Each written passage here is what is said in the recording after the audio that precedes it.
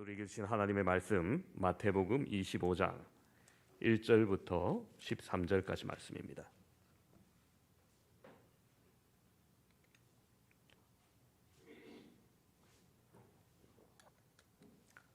마태복음 25장 1절부터 13절까지.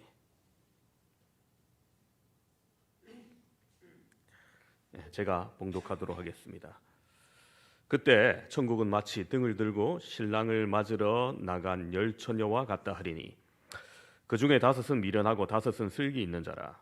미련한 자들은 등을 가지되 기름을 가지지 아니하고 슬기 있는 자들은 그릇에 기름을 담아 등을 함께 가져갔더니 신랑이 더디오므로 다 졸며 잘새 밤중에 소리가 나되 보라 신랑이로다 맞으러 나오라 하매 이에 처녀들이 다 일어나 등을 준비할세.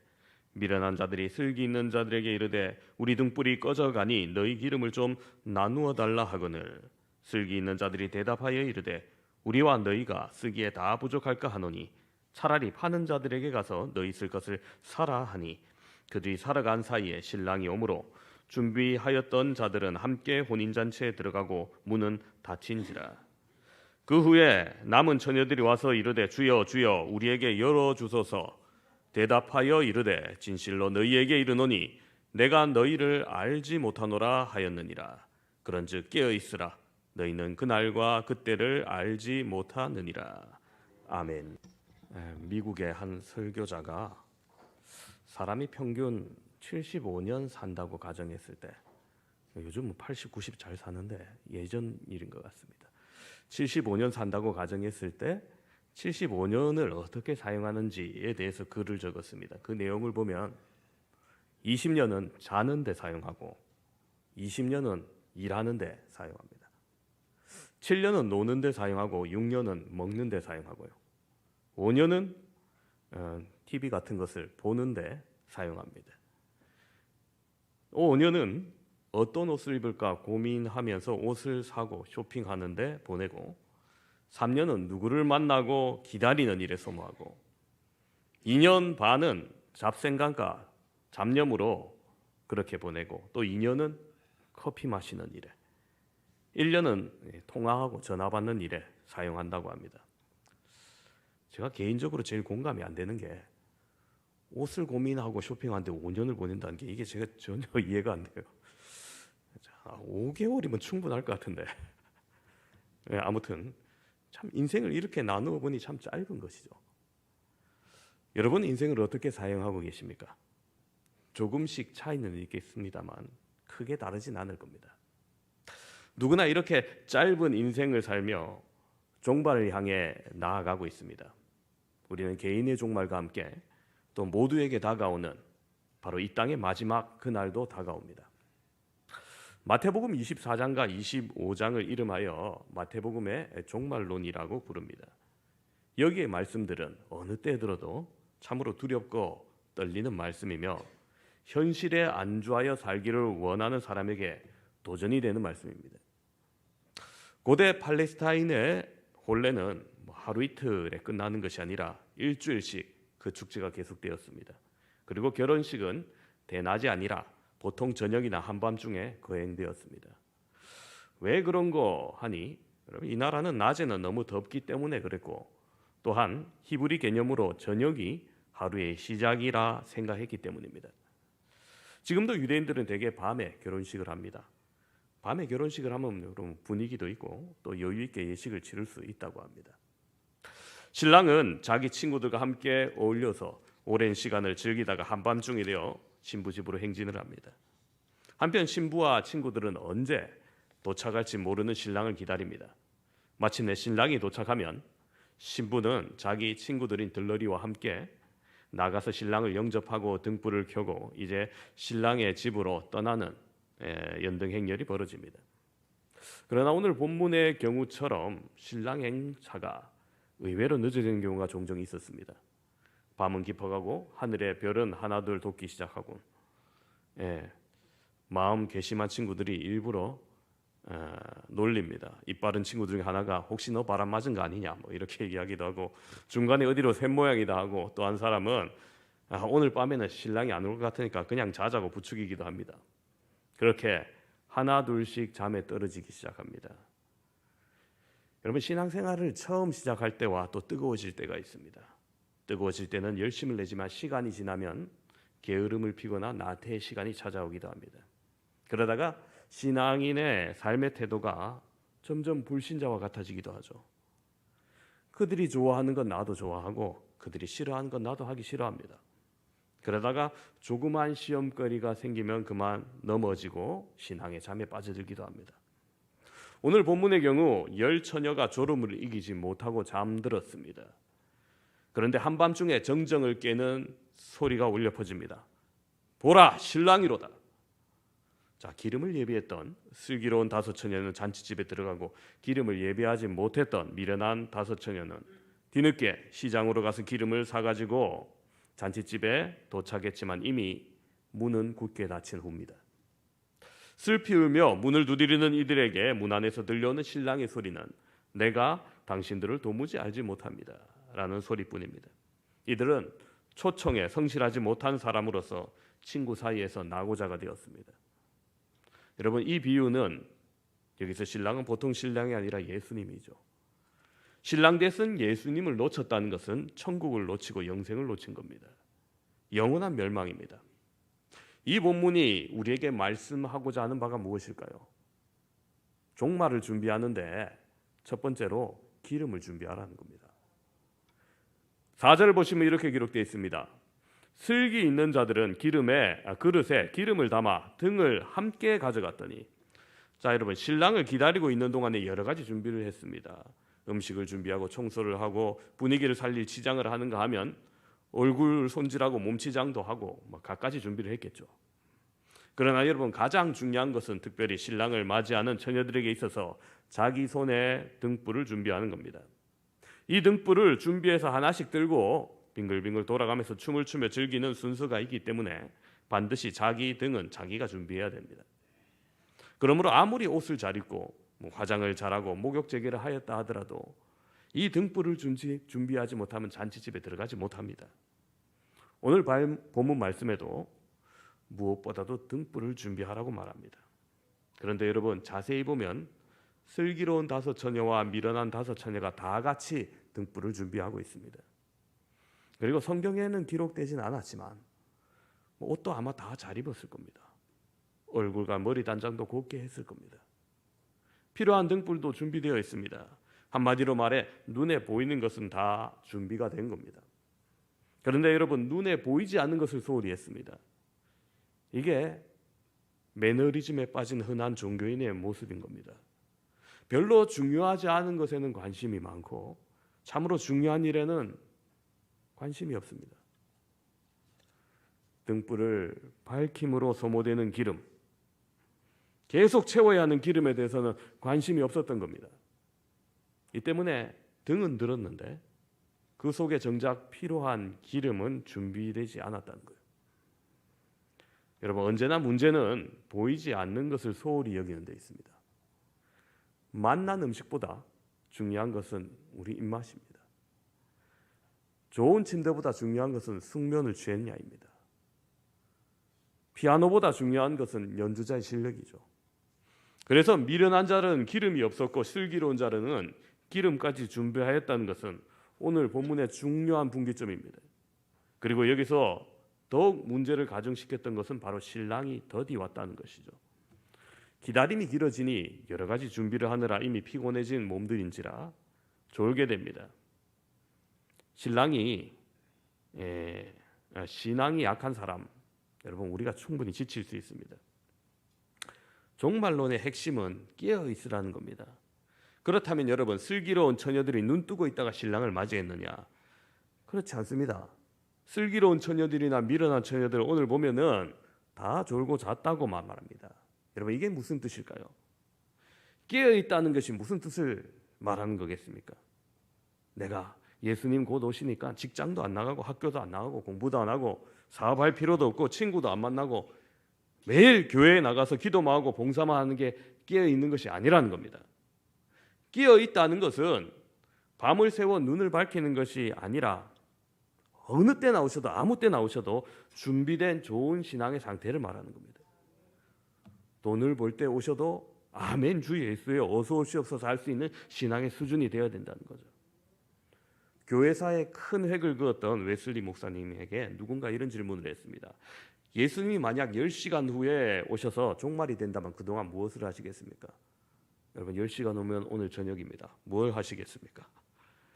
근데 웨슬리 목사님의 대답은 간단했습니다. 평소처럼 내가 계획한 대로 살 겁니다. 여러분 이 짧은 대답 속에 그의 삶이 얼마나 철저하게 기도와 계획 속에 이루어져 있는지를 알 수 있습니다. 바로 평소에 늘 준비가 되어 있다는 거죠. 오늘 본문도 보면 재밌게도 5절에 다 졸며 잘세 이렇게 기록되어 있어요. 미련한 처녀도 졸고 슬기로운 처녀도 다 같이 졸았다는 겁니다. 졸 수 있죠. 그러나 여러분 두 사이에는 중요한 차이가 있습니다. 슬기로운 처녀는 준비를 갖추고 졸았으나 미련한 처녀는 아직 준비할 것이 남았는데도 졸았다는 겁니다. 기다리면 지치고 졸 수도 있고 잠들 수도 있지만 갖춰야 할 것이 아직 남아있는 자들에게는 그럼에도 불구하고 졸고 잤으니 그들의 행위는 미련한 것이며 그러기에 버림받게 된다는 겁니다. 여기에 미련한 사람과 슬기로운 사람의 분명한 차이점을 여러분 기억하시기 바랍니다. 슬기로운 사람은 등잔에만 기름을 준비한 것이 아니라 여분의 또 하나의 기름통을 준비했다는 겁니다. 그러므로 여러분 이 본문이 우리에게 보여주는 것은 진리는 우리가 천국을 준비하되 예수님 오실 것을 준비하되 마지막을 준비하되 그냥 준비로 끝나는 것이 아니라 충분하게 준비하라는 겁니다. 대학 입학 시험을 치는 학생이 1점 차이로 불합격됐다. 여러분 불합격은 불합격인 거예요. 충분하지 못했기 때문에 불합격한 겁니다. 합격한 사람만 준비한 것이 아니고 불합격한 사람도 나름 준비를 했겠죠. 그러나 충분하지 못했기 때문에 실패하고 만 겁니다. 여러분 우리 신앙도 마찬가지입니다. 이 정도 하면 되겠지 생각하십니까? 어느 때까지 턱걸이 신앙만 할 것입니까?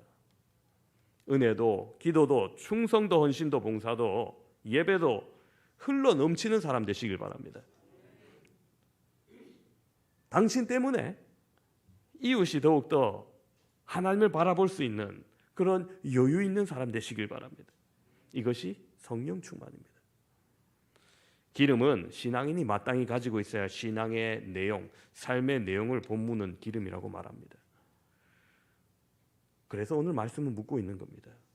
당신은 마땅히 우리 안에 갖추어 있어야 할 삶의 내용, 신앙의 내용이 결핍되어 있지는 않습니까?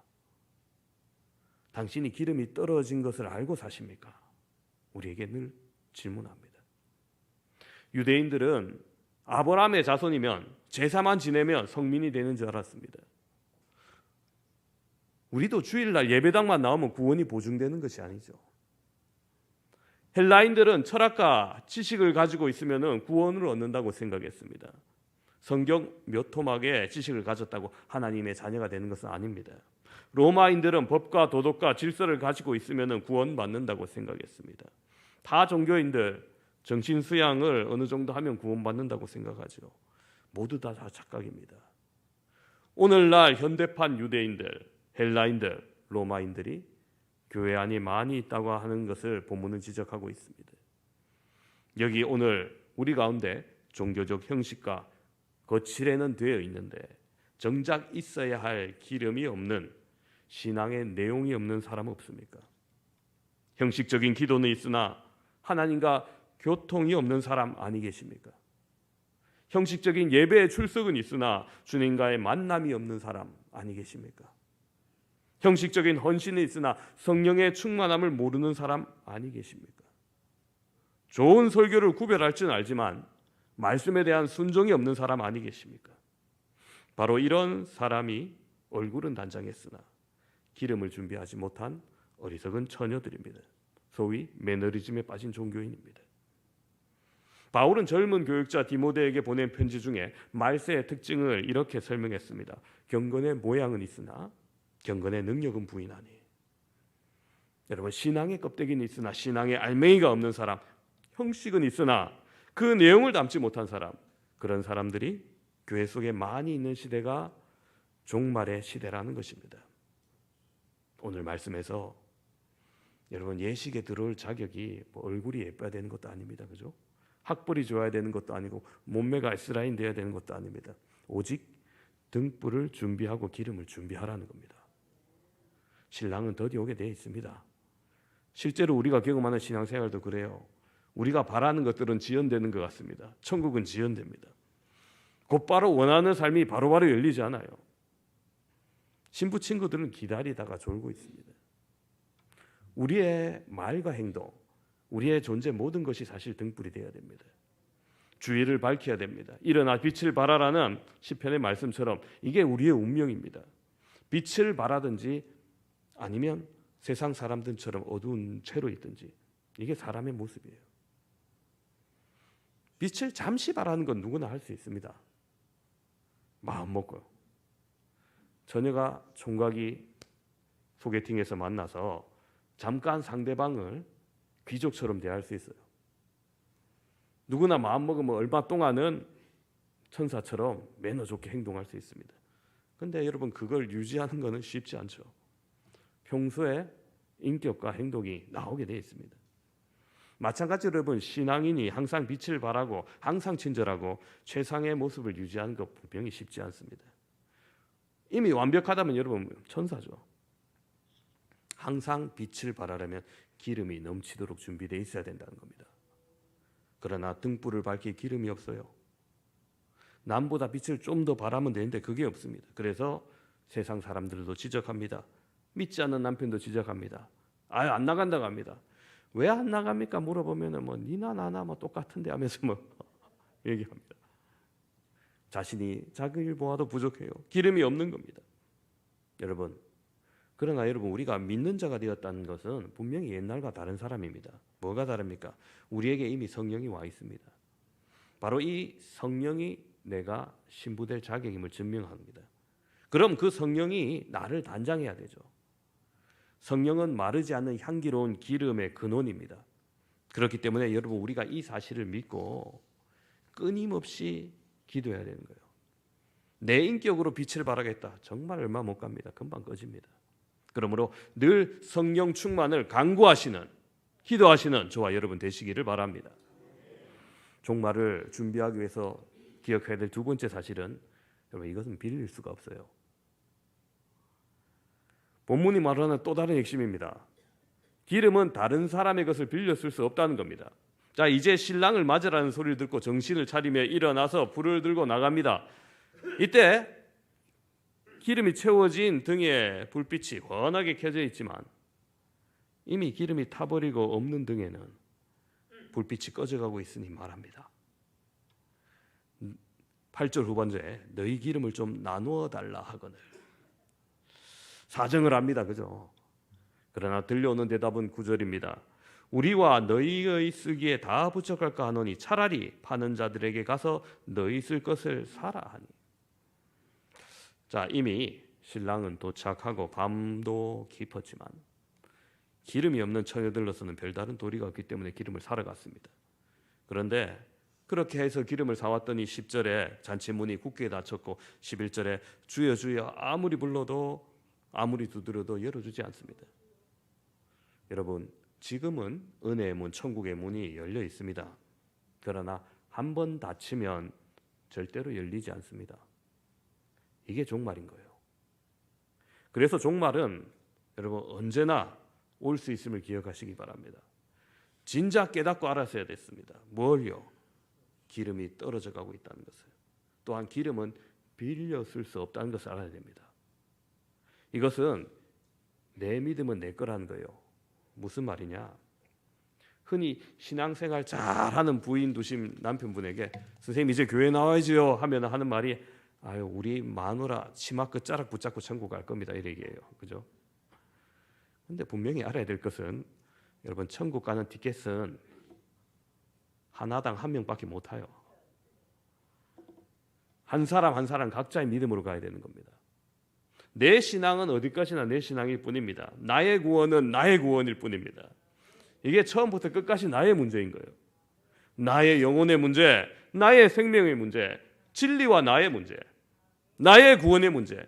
여러분, 이 모두는 누구의 것에서도 빌려올 수 없고 나누어 가질 수 없는 각자의 문제요, 나만의 문제인 겁니다. 그러므로 하나님과 나와의 관계는 개인적인 만남, 개인적인 깨달음, 개인적인 신앙, 개인적인 구원의 문제에서 이루어진다는 것을 여러분 잊지 마시기 바랍니다. 다시 말해서 예수 그리스도를 내 구주로 영접함으로써만 구원의 역사가 이루어진다는 말입니다. 나는 언제든지 하나님 앞에 단독자로 설 수 있음을 여러분 기억하십시오. 무디 신학교 학장인 조지 웨스팅 박사가 다음과 같은 재미난 얘기를 했어요. 이게 좀 음미해야 알 수 있습니다. 어떤 얘기를 했냐면, 하나님에게는 자녀만 있지 손자는 없다. 무슨 뜻인지 아시겠습니까? 다시 말해서 한 사람 한 사람이 개인적으로 예수 그리스도에 대한 신앙 고백을 통해서 하나님의 자녀가 되는 거지, 내 아버지 때문에 저절로 내가 하나님 자녀가 되는 거 아니라는 겁니다. 예수님 믿으십니까? 물으면 저는 어머니 뱃속부터 교회에 나왔습니다, 어머니 뱃속부터 믿었습니다 하는 말도 흔히 들을 수 있는데, 뱃속에서부터 교회는 나올 수 있는데요, 믿는 건 불가능하죠. 어느 교회를 몇 년 다녔다고 하는 것도 우리의 구원을 보증해 주지는 못합니다. 내 직분이 집사인데 권사인데 이것도 구원의 보증서가 될 수는 없습니다. 언제 개인적으로 이 신앙을 내 앞에 진지하게 부딪혀서 예수 그리스도가 나의 구주요, 이 주님이란 사실을 확인하셨는가, 이것이 중요한 겁니다.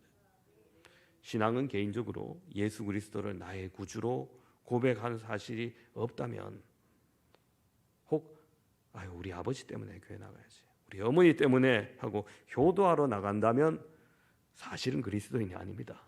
좋은 아들, 좋은 딸은 될 수 있을지 몰라도 그리스도인의 생활은 누구도 대신할 수 없습니다. 당신은 하나님을 만난 사실이 있습니까? 여러분, 하나님 만나시고 거듭난 사실이 있습니까? 진정 예수님이 당신의 그리스도고 당신의 주인이십니까? 이 질문이 중요합니다. 신앙의 삶은 그 누구도 대신할 수 없습니다.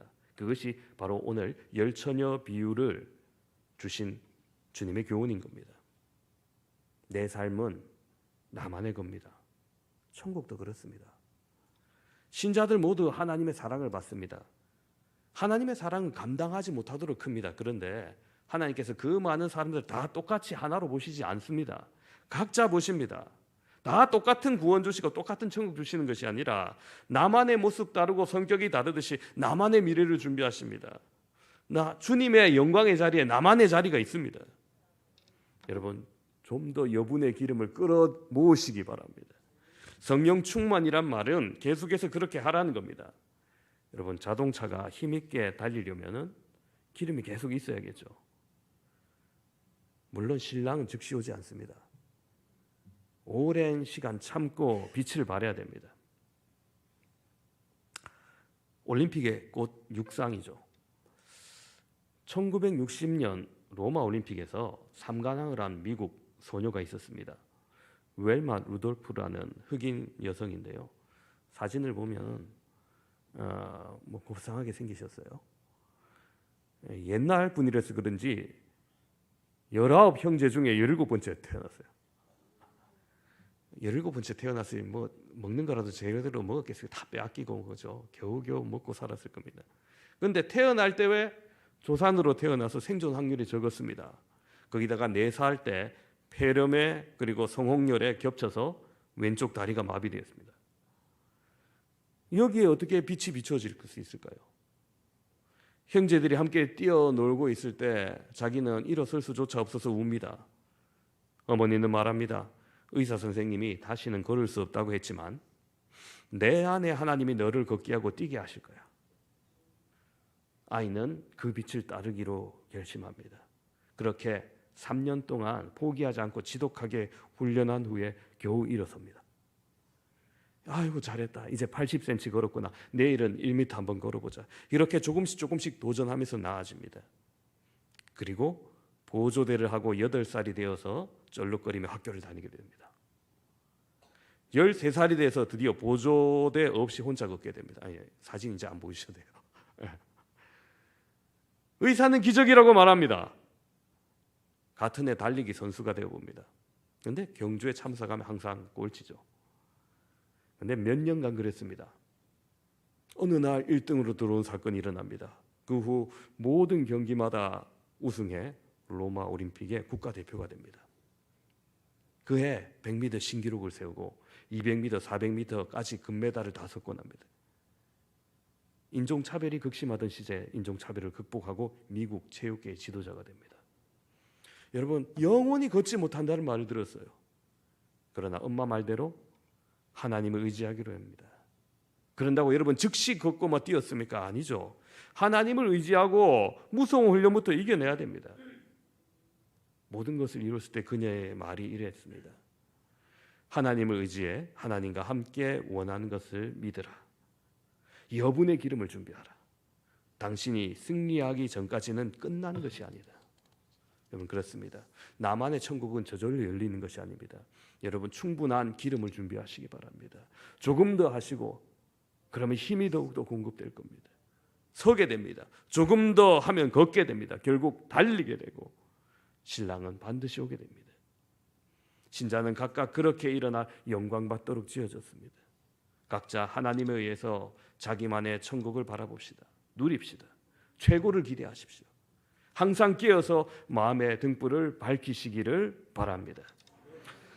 세 번째로 종말을 준비하기 위해서 우리가 기억해야 될 것은 문 닫힐 날은 반드시 온다는 겁니다. 여러분, 경고에 귀를 기울이셔야 됩니다. 10절 보시면은 그들이 살아간 사이에 신랑이 오므로 준비하였던 자들은 함께 혼잔치에 들어가고 문은 닫힌지라. 여러분, 문 닫힌다는 사실을 경고하는 겁니다. 그러므로 여러분, 문 닫히기 전에, 졸음이 오기 전에, 인생의 황혼기가 되기 전에 건강하고 눈 밝고 총명하고 흐려지지 아니할 때 준비할 것을 준비하고 일할 것을 일하라는 말씀입니다. 세르반테스는 태양이 비치고 있는 동안 건초를 말려라 말했습니다. 그렇습니다. 하나님의 시간을 알고 살라는 말이죠. 성경에는 이 시간을 카이로스라고 합니다. 우리말로 철, 때 이렇게 번역할 수도 있습니다만, 즉 때를 알고 살아라, 철을 알고 살아란 말입니다. 제가 부교역자 때 교회 본고를 몰고 고속도로를 진입했는데 아이고 기름이 얼마 없어요. 좀 있으면 주유소 나오겠지 했는데 기름 게이지가 막 뚝뚝 떨어져요. 다음 주유소는 반드시 들어가야지 했는데 거리가 점점 멀게 느껴집니다. 주일학교 아이들도 타고 있고 부장 원사님도 타고 있고 때는 한겨울인데 야 이거 고속도로 중간에서 멈추면 이거 진짜 곤란해지겠다 이런 상황이 막 떠오릅니다. 드디어 저 멀리 휴게소가 보이고 진입을 합니다. 그런데 여러분 보통 휴게소가 어디 있습니까? 휴게소 초입에 있는 것이 아니라 나갈 때 있잖아요. 가고 있는데 이거 분명히 떨어질 것 같은 거예요, 느낌이. 그래서 수동 기어를 중립으로 달았습니다. 그러면 가고 있는 힘으로 들들들들 가잖아요. 그렇게 막 가고 있는데 주유소 안을 휴게소 안을 이렇게 달리고 있는데 드디어 기름 한 방울도 없어서 엔진이 툭 꺼지는 거예요. 더러러 꺼진 거예요. 그런데 중립으로 돼 있으니까 덜덜덜덜덜 그냥 가는 겁니다. 바퀴가 굴러굴러 가는 겁니다. 주유소 직원이 웃으면서 맞이하는데 저를 보더니 차가 왜 이래 조용해요? 이러는 거예요. 기름이 없으니 당연히 조용하죠. 그래서 제가 쓱 브레이크를 밟는데 힘이 없으니까 그냥 쿡 서버린 거예요. 주유소 직원이 1m만 좀 앞으로 오세요 하는데 제가 문을 쓱 내리며 얘기했어요. 죄송한데 기름이 없어서 못 가요. 그랬더니 직원이 한 1m 밀어줘서 겨우 기름을 넣을 수 있었습니다. 제가 그때만 생각하면 얼마나 참 등골이 오싹하고 식은땀이 나는지. 여러분 그렇습니다. 기름통을 점검하고 인생의 차를 몰아 인생의 고속도로를 달리고 있습니까? 기름이 떨어질 줄 알고 계십니까? 여러분은 떨어졌다는 사실이 문제가 아니라 떨어질 줄 모르고 달리기만 하는데 문제가 있습니다. 만사는 때가 있고 기회가 있다는 겁니다. 여러분 은혜 받을 때 은혜 받아야 됩니다. 때가 있습니다. 예배 시간마다 눈물 없이 예배하던 때가 있었죠. 엎드려 기도하고 아버지 이름만 불러도 내 가슴이 벅차들 때가 있었습니다. 주일마다 들려주시는 설교 말씀이 살아계신 하나님의 음성으로 들릴 때가 있었습니다. 기도할 때마다 눈물 범벅이 되었습니다. 은혜 받을 때 은혜 받고 쌓을 때 쌓아두어야지 신앙의 굴곡이 있을 때 환란이 있을 때, 그 속에서 실패할 때 다시 승리할 수 있습니다. 여러분, 특세가 끝나고 기도의 문 닫아두지 마시고 여러분 더욱더 열심으로 기도의 문을 열어두시기 바랍니다. 회개의 때가 있습니다. 성령이 회개를 요청할 때 회개의 문, 구원의 문 열려 있을 때 회개해야 합니다. 마지막 날 회개해야지. 여러분, 땅을 쳐도 회개할 수 없을 때가 있습니다. 종말이 도둑같이 불현듯 문득 다가올 수 있습니다. 축복의 때, 복받을 기회 때 여러분 받으셔야 됩니다. 언제 복이 들어올지 모르니까 늘 준비된 심령으로 살아가야 되는 거예요. 봉사의 때도 있습니다. 주님이 포도원에 오라고 부를 때, 들여보낼 때, 일을 맡길 때 있어요. 그때 하셔야 됩니다. 다음에 하지. 기회가 지나면 여러분 하고 싶어도 못할 때가 옵니다. 오늘 함께 예배드리는 사랑하는 성도 여러분, 등불이란 원래 나와 이웃을 밝히는 거죠. 밤길을 걸어갈 때 손전등 든 사람이 가운데 서야지 앞뒤로 있는 사람들이 함께 볼 수 있습니다. 여러분, 내 가족들에게 천국 가는 불을 더욱더 밝히기 위해서 내가 먼저 충만해야 되는 겁니다. 여러분, 기름이 모자라서 심지가 타들어가는 등불을 한번 상상해 보십시오. 밝지 않죠. 오히려 연기가 나서 이웃 사람들의 눈을 따갑게 합니다. 불빛 대신 연기를 피우는 교인 되지 마시고 우리 모두 종말을 잘 준비해서 천국 함께 들어가시길 바랍니다. 기름을 넉넉하게 충분히 준비하시길 바랍니다. 여러분, 이것은 개인적인 것입니다. 빌릴 수가 없습니다. 반드시 문 닫히는 날은 다가옵니다. 이것을 반드시 기억하셔서 종말의 준비가 다 된 축복받는 성도들 되시기를 주님의 이름으로 축원합니다.